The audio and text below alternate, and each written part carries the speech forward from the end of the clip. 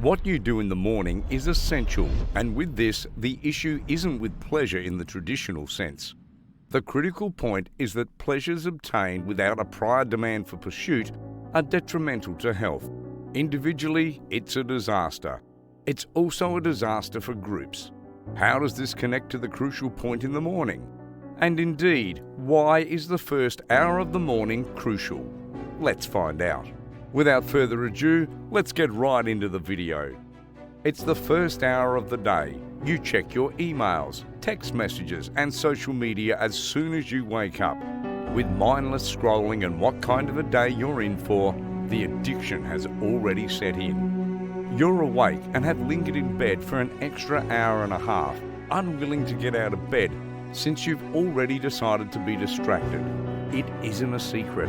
Having a morning routine is crucial, but how you spend the first hour of your day sets the tone for the rest of the day.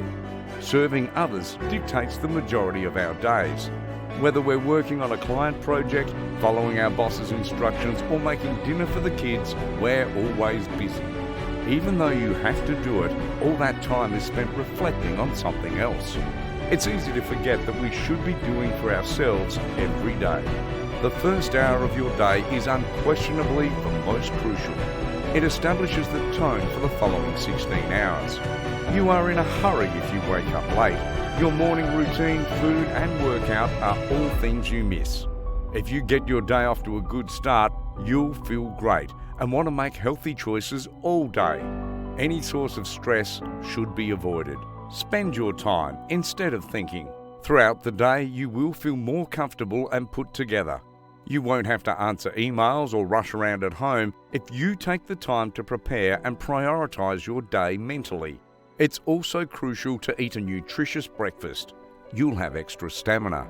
Additionally, you are less inclined to overeat later in the day and skip fruits and vegetables.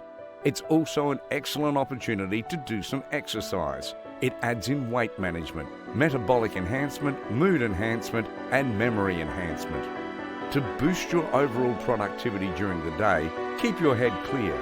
I'm going to treat the first hour like it's a holy hour. Keep in mind that you don't have a lot of time. Each one should be lived with thankfulness and attentiveness. The crucial first hour. When you use your intellect every day and make more decisions, your willpower decreases, resulting in lower productivity. When your mind is in its most creative position when you wake up, if you don't spend that first portion of your day doing something deliberate, you're effectively wasting time. Brushing your teeth, showering and making your bed aren't the only things to do in the first hour. It's about making the choices that enrich your life. It's doing something you enjoy that relieves stress, brings you joy, and provides you with something in return. Your attitude, motivation, mental health, and health are all affected by how you spend your first hour. From the moment you get up, the first hour of the day is the most critical and essential. It is started when you first wake up. Your subconscious mind is in a highly active condition, producing a positive feeling.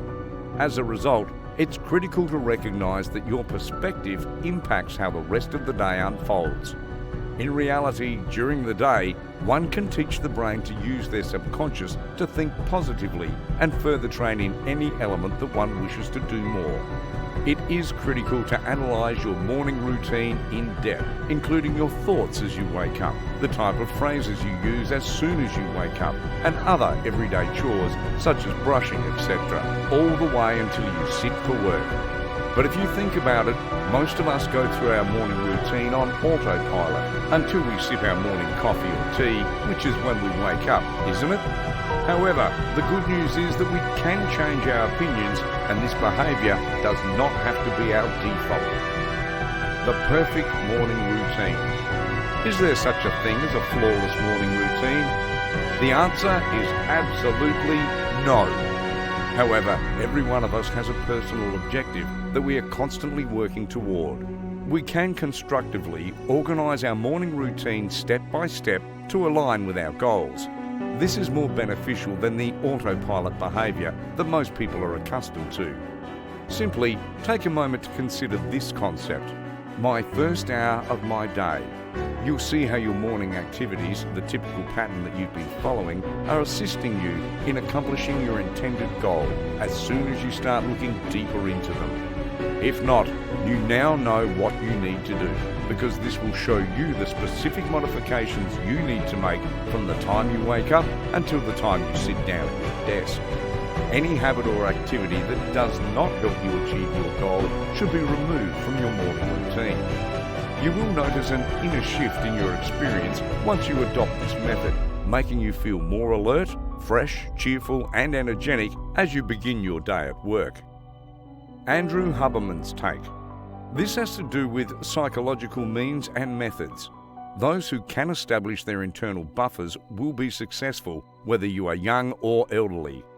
They'll control their relationships with pleasures, because the difficulty is the proximity to pleasures and their availability. When you consider the rise in drug usage and prescription medication that, at least on the surface, provide pleasure and pain relief, you can see why the opioid epidemic and dopaminergic drugs like Ritalin are such a big deal. There is sometimes a clinical necessity for these, but many people are now taking them recreationally or studying massive dopamine surges or whatever, which is a concern. This is a severe issue, since it creates a cycle requiring more than that particular item. Addiction, according to the definition, is a gradual shrinking of the things that give you pleasure. Even better, think of a good life as a gradual expansion of the things that gave you pleasure. This includes satisfaction gained through motivation and hard work, and an understanding of the pain-pleasure balance, which states that if you experience pain and can stay in that friction and exert effort, the reward will be much more significant when they arrive. So, suppose you look at any drug of abuse or situation where someone isn't motivated or thinking. In that case, they may have clinically diagnosed attention deficit hyperactivity disorder, ADHD, but many people believe ADHD isn't. It turns out that these people are just overeating dopamine from a variety of sources. We wrote with our thumbs for the first time in human evolution, but that was a very benign event. Then there's the other shift, when you generally walk from one room to the next. Instead, it's from a field into the trees, or a hut, a house, or whatever. But now, in only 30 minutes of scrolling on Instagram, Twitter, or Facebook, you can receive 10,000 contacts. Brain and sleep. You are also remodeling your brain and sleep as you navigate through many emotional and logistical difficulties. That's when neuroplasticity happens during sleep. It's prompted in alertness, but it happens when you're sleeping, especially in the latter half of the night. Your neurocircuitry has been doing a lot of work the night before. However, if you go straight to a sensory encounter, especially one with a lot of materials, you'll miss out on the information you digested the night before. Even more importantly, during the second half of the night, during rapid eye movement or REM sleep, the emotional weight of the situation becomes apparent. Assume you properly placed it on the shelf. Things that are crucial to emotional well-being. Things that were triggered by a comment you received on Twitter were placed on one shelf. After a good night's sleep, it doesn't seem like such a huge concern. That's because you're re-experiencing these things in the second half of sleep, but your body can't secrete adrenaline. It's a type of internal therapy, possibly even trauma therapy. And it's for this reason that people who don't get enough sleep are easily disturbed. They get the impression that the world is crashing down on them. As a result, when people wake up in the morning, they want to receive ideas from which they can learn, and you won't be able to do that if you take in new information. Self-regulation. As a result, it's all about self-control or self-regulation. So how did kids self-regulate, and how did you self-regulate? That is at least my hope. And one of the things that has piqued my interest in public education and teaching neuroscience is that it is a field where knowledge can allow one to intervene. Nothing feels that nice when you're lonely, but you may have simply saturated your dopamine pathways. You've arrived at the plane's misery. So exactly what do you do? You must, however, come to a halt. Dopamine must be replenished at all costs. You must quit indulging in this conduct to regain your enjoyment of it. However, controlling the hinge is more than just going back and forth on the seesaw. You must ensure that the hinge does not become locked in either pain or pleasure. We generally think of the more severe types of addiction, but we also have to consider the more subtle forms of something we generally enjoy but indulge in a little too frequently. The advantage is no longer present.